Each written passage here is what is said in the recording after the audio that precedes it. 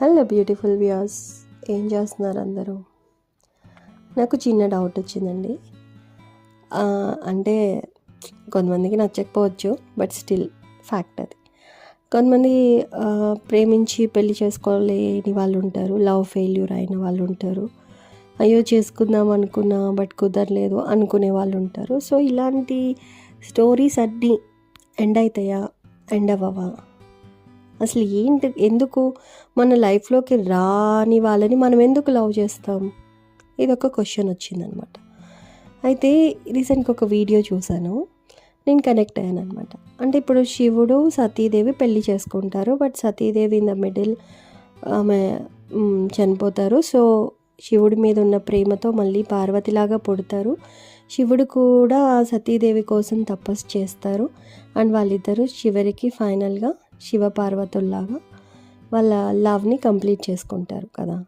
So next రామావతారంలో ఉన్నప్పుడు రాముణ్ణి చాలామంది ఇష్టపడేవాళ్ళంట. సో ఆయనకి ప్రపోజ్ చేశారంట లేడీస్. ఆయన చాలా ఆ క్యారెక్టర్ని లవ్ చేయని వాళ్ళు ఎవరు ఉంటారు బేసిక్గా కదా. సో ఆయన వాళ్ళ మాట కాదనకుండా వాళ్ళకి ద్వాపర యుగంలో కృష్ణావతారంలో ఖచ్చితంగా మిమ్మల్ని పెళ్లి చేసుకుంటా అని చెప్పాడంట. సో అలాగే 16,000 మంది గోపికలు కూడా వన్ ఆఫ్ ద రీజన్ అని చెప్తూ ఉంటారు. సో అలాగే వాళ్ళ లవ్ని కంప్లీట్ చేశారు ఆయన. సో ప్రతి ఒక్క లవ్కి ఈ లైఫ్లో ఇన్కంప్లీట్ అయినా you will get the same beloved partner in the next life. So ఎవరు బాధపడకండి.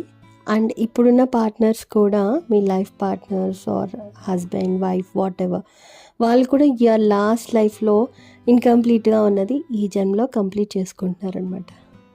సో నాకు ఒకటి అర్థమైంది ఏంటి అంటే, ప్రతి జన్మలో మన లైఫ్ పార్ట్నర్స్ మనం లవ్ చేసిన వాళ్ళే అనమాట. సో ఇక్కడి వరకైతే హ్యాపీ కదా.